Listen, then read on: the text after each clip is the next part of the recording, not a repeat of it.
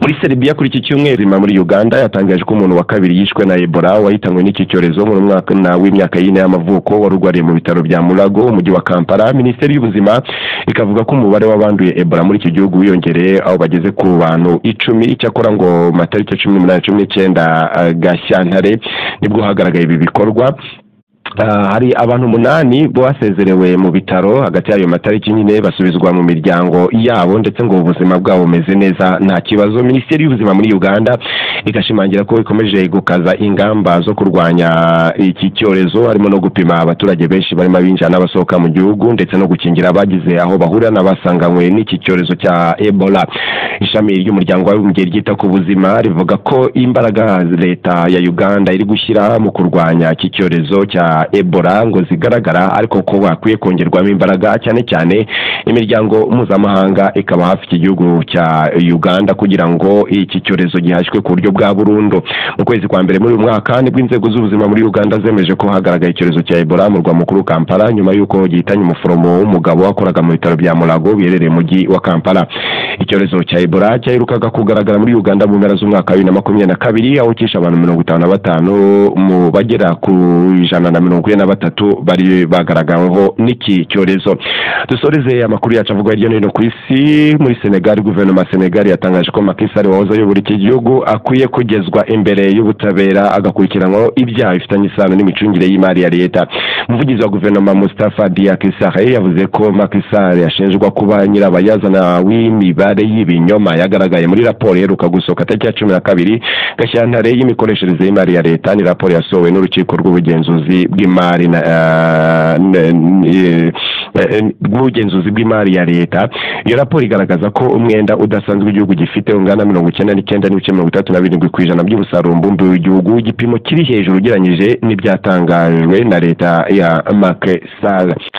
Abanyeshuri bo muri za kaminuza bo bakomeje imyigaragambyo yatangiye ejo hashize bakaba bari kurwanya ruswa no kuvuga ko bakomeje kubabazwa nuko iki gihugu cya Serbia gikomeje kumungwa na ruswa. Aho iyi myigaragambyo ikomeye cyane ni Nice mujyi wa gatatu ukomeye aha muri Serbia aho abigaragambyo bari kwamagana ikimenyane ruswa n'ibindi bavuga ko bitagenda bityo bakaba bifuza impinduka mu itegekere ya Serbia. Kuri iki cyumweru leta ya Israel yasabye abahagarariye Hamas kwitabira ibiganiro no kwemera ku byamaze kwemezwa kukongera agahenge ku ntambara ya Israel ndetse na Hamas. Israel yavuze ko ibi nibitagenda gutyo ngo guhera kuri iki cyumweru iza guhagarika inzira zose zagezaga ibicuruzwa muri Gaza ngo kuko hatabayeho agahenge izi nzira zikoreshwa n'abashaka guhungabanya ituze rya Israel. Hamas ivuga ko gufunga izi nzira ngo bigira ingaruka ku kugeza inkunga y'ibiribwa ndetse n'amazi meza ku baturage bo mu ntara ya Gaza bahunze intambara. Bagaragaza kandi ko ibyo byaba ari ibyaha by'intambara ngo biri gukorwa na Israel. Israel yo ivuga ko agahenge kashyizweho umukono mu minsi ishize mu ntangiriro z'uyu mwaka ngo Hamas yagiye karengaho mu bihe bitandukanye. Rero ngo bakaba bifuza ko kakomeza ndetse ibyaganiro mu bigomba kukavugurura ngo byashyirwa mu bikorwa n'umutwe wa Hamas. Bitaba ibyo ngibyo bagakora iki gikorwa cyo gufunga izi nzira ngo kuko zikunze kwifashishwa n'abagizi ba nabi. Aba n'abarwanyi bo mu mutwe wa Hamas nyine. Kuri iki cyumweru kandi mu Bwongereza harateranira abayobozi bo mu bihugu by'i Burayi bamaze kugera kuri 12 kigeranyije n'amakuru kuhaturuka muri amasaha. Bakaba baje mu nama igamije gushaka umuti w'ikibazo cy'intambara ya Ukraine n'Uburusiya. Ariko kandi ni inama yiga cyane ku nkunga Burayi ngo bugomba guha Ukraine muri urwo rugamba imazemo imyaka 3, inkunga ijyanye na gisirikari ndetse n'ibikoresho bya gisirikari nyine. Perezida wa Ukraine kuva ejo kwa gatandatu ari ahanyine mu Bwongereza aho ejo yanahuye na minisitiri w'intebe w'Ubwongereza Keir Starmer. Bikaba binateganyijwe ko uyu munsi ku cyumweru haza guhura kandi akanagirana ibiganiro n'umwami w'Ubwongereza Charles wa gatatu. Ejo bahura perezida wa Ukraine Volodymyr Zelensky ngo yabwiye minisitiri w'intebe w'Ubwongereza Starmer ko ashima cyane ubufasha Ubwongereza bukomeje guha Ukraine. Avuga n'itangazamakuru, Zelensky yavuze ko Ubwongereza bwahaye inkunga ikomeye cyane ikane kuva intambara yatangira mu kwezi kwa kabiri ku mwaka wa 2022. Aha akaba harimo ariko kandi n'inkunga nshya cyangwa n'ubufasha bushya burimo inguzanyo ya miliyari zigera kuri 2 z'amapawundi yari akaba yaroherejwe muri Ukraine tugendeye ku masezerano mashya yashyizweho umukono mu minsi mike ishize by'umwaka kanemezwa ku munsi w'ejo. Aya azifashishwa mu kongera intwaro za gisirikari cyane cyane hagurwa zikorerwa mu nganda kabuhariwe ziri ku mugabane w'Uburayi mu bihugu bitandukanye birimo nk'Ubudage. Hagati ariko kandi mu rugamba ho ibitero birakomeje, nko mu ijoro ryakeye ibitero bishya by'Uburusiya byahitanye umuntu umwe, abandi babiri barakomereka mu mujyi witwa Kramatorsk muri Ukraine. Uri joro kandi Uburusiya ngo bwohereje drone 79 muri Ukraine nk'uko Ukraine yabitangaje mu gitondo cy'ukuri iki cyumweru.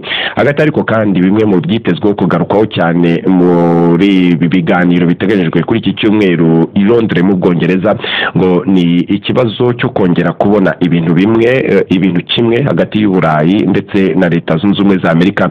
Ni nyuma y'uko n'ubundi ku munsi w'ejo no kuvuga kwa gatandatu mu gitondo, ariko ibiganiro byo byari byabaye mu ijoro, turi mu ijoro, ni hagati ya Perezida Zelensky ndetse na Perezida wa Leta Zunze Ubumwe za Amerika Donald Trump, hagaragaye kutumva ibintu kimwe ndetse n'igisa no guterana amagambo hagati y'aba bayobozi bombi.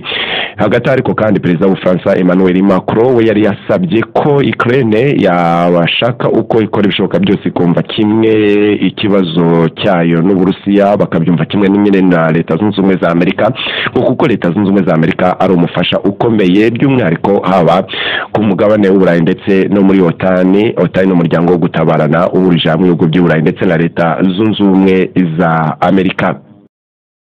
Byatangaje ko ubuzima bwe bumeze neza ugereranyije nuko byari bimeze kwa gatanu ndetse no kwa gatandatu. Vatikani agaragaza ko mu ijoro ryo kwa gatandatu rikira kuri iki cyumweru ngo ryagenze neza kuri uyu mukambwe w'imyaka 88 kandi ngo ari koroherwa ku ndwara y'ubuhumekero ubu ari kuvurwa.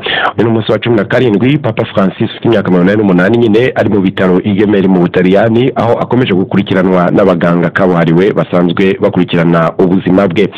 Kuri iki cyumweru kandi mu Bwongereza harateranira abayobozi bo mu bihugu by'Iburayi bamaze kugera kuri 12 kigeranyije n'amakuru ko haturuka muri amasaha, bakaba baje mu nama igamije gushaka umuti w'ikibazo cy'intambara ya Ukraine n'Uburusiya. Ariko kandi ni inama yiga cyane ku nkunga Uburayi ngo bugomba guha Ukraine muri urwo rugamba imazemo imyaka 3, inkunga ijyanye na gisirikari ndetse n'ibikoresho bya gisirikari nyine. Perezida wa Ukraine kuva ejo kwa gatandatu ari ahanyine mu Bwongereza, aho ejo yanahuye na Minisitiri w'Intebe w'Ubwongereza Keir Starmer. Bikaba binateganyijwe ko uyu munsi ku cyumweru haza guhura kandi akanagirana ibiganiro n'umwami w'Ubwongereza Charles wa gatatu. Ejo bahura Perezida wa Ukraine Volodymyr Zelensky ngo yabwiye Minisitiri w'Intebe w'Ubwongereza Starmer ko ashima cyane ubufasha Ubwongereza bukomeje